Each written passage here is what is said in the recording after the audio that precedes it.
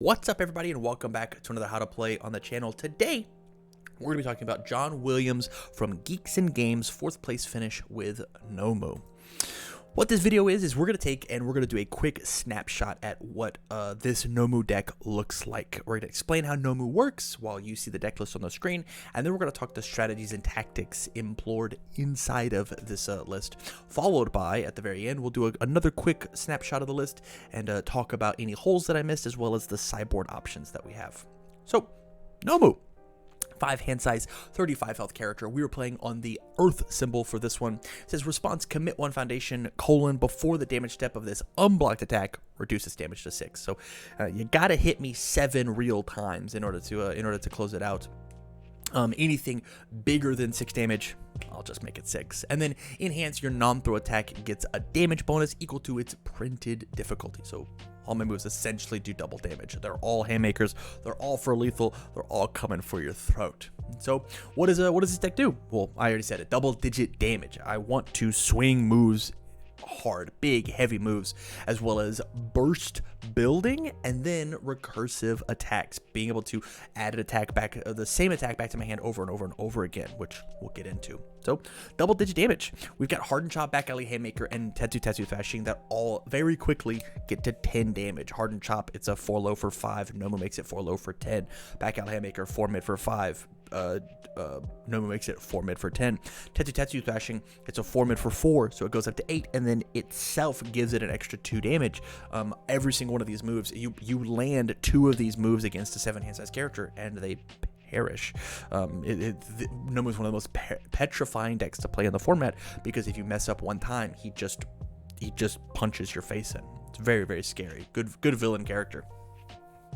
But we want to play all these big, heavy 5 difficulty moves. We need to build foundations, and the way that we do that on our attacks is things like Hardened Chop, destroy a face down foundation, build a top card of my deck face down, Back Alley Haymaker, build a 0 from my discard pile, Hardened Jab, add a face down from my stage to my hand, build the top card of my deck face down.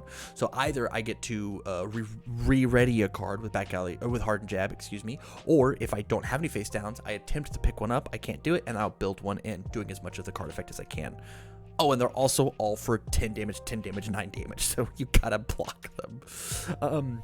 And the way that we build with our foundations are things like Mail Bonding, New Training Method. It can't be fixed. If you stun me, it can't be fixed. Is going to build a card off the top of my deck. Mail Bonding, if you poke me, or maybe you don't poke, maybe you sling a 30 damage move. Well, I'll commit a foundation, make it 6, take my 6 damage, use Mail Bonding, flip it, and then build in a fresh one. And the New Training Method on turn 1, one of the scariest things that you can do is against Nomu, or as Nomu, is New Training Method, build to pass. I'll build them, and then going second, build my other 2 cards face up committed. Yeah, it means that you're going to be attacking me next turn for sure. And so I, as the turn 1 player, go, oh, well, I either have to find 35 right now through them committing a bunch of resources, or I need to put on my dukes because something crazy is happening. All of these cards are so incredible for Nomu wanting to play out these big, huge, wide strings, because we have recursive attacks. We are playing Relentless Barrage and Tetsu Thrashing. Relentless Barrage, comboing with a punch. All of our attacks in our decks are a punch. Comboed hands, lose 2 health, add a copy of Relentless Barrage from my discard pile to my hand. So this is a 3 mid for 9 that picks up a copy of itself. So my next one is also a 3 mid for 9 that picks up a copy of itself as a 3 mid for 9 that picks up a copy of itself, 3 mid for 9. And I'm going to do this 4 times if I want to. And it also says if it's blocked, my next attack this turn gets +2 damage. So I lied. It's not 3 mid for 9. It's this one's 3 mid for 9, and the next one's 3 mid for 11 if you block them all.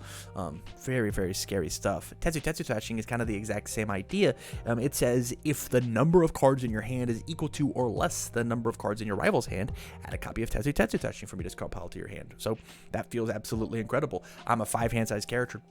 I play an attack, I play Thrashing. If you don't have 2 or less cards in your hand, I'm going to pick up a Thrashing.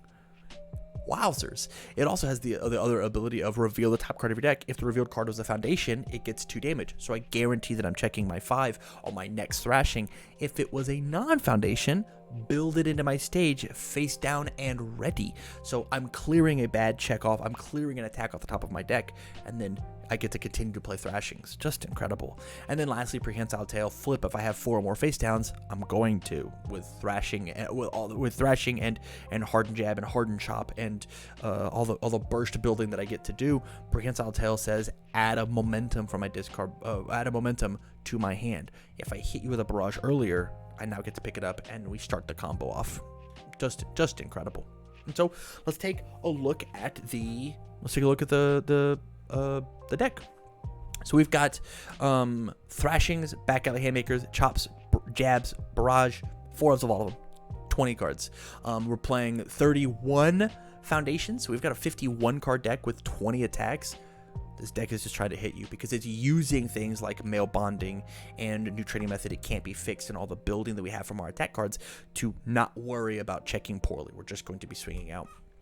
And then things like Snack Time, Chivalrous Competitor, Quick to Act, in order to either add cards to my hand or put on a bunch of stats. I will say, big elephant in the room, Wonder Nature is banned at the time of recording this video, so we can't play that one anymore. But I'm sure there's just a totally fine card to replace it inside of this deck.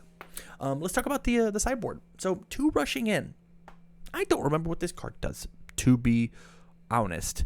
It might just be like a 5 difficulty. It gets fast, low block. It might have a low block. Truthfully, I just don't remember. This card was one of the cards that I didn't personally really enjoy in the DLC. It's just like not seeing very much competitive play. I think this is the first time it's ever existed on a deck list ever. But you know, go do your homework. Go look on UVS Ultra. See what Rushing In does. Double Snack Time, 1 more Brute Strength as a lock breaker. All Out Battle as a defensive low block trick. It also says that we get a bunch of speed. And then lastly, Saving Bakugo as an anti-flip tool. Yeah, solid sideboard. I think the only thing that we maybe could have done, truthfully, is like sideboard in like a Midoriya 2 in order to like not be Nomu, be a 6 hand size character that does a very, very similar thing to what's going on here. This feels like a very solid Midoriya 2 deck, as well as Nomu, and sometimes Nomu just can't get the job done. But obviously not for John Williams from Geeks and Games. So congratulations on your 4th place finish with Nomu. If you like this video and you want to see more like it, make sure you check out all the other how to plays that I have here on the channel in this playlist, as well as the other RLEs that I have covered. But with that said, thank you much for watching, you guys, and as always, I wish you well.